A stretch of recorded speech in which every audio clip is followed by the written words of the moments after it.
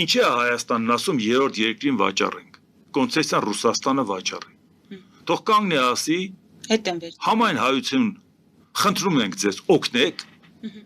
այս կոնցեսիոն պայմանագիրը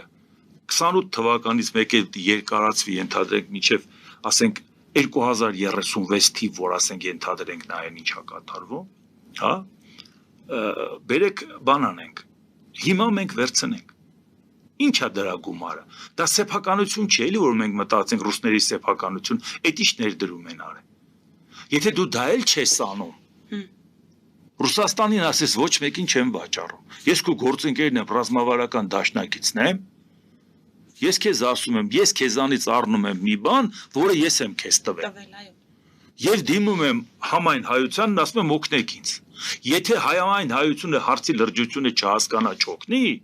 կարող ենք հասկանալ։ Ասենք դե մի մարդը փորձեց չստացվեց, բայց ինչի է առաջարկում երրորդ կողմին։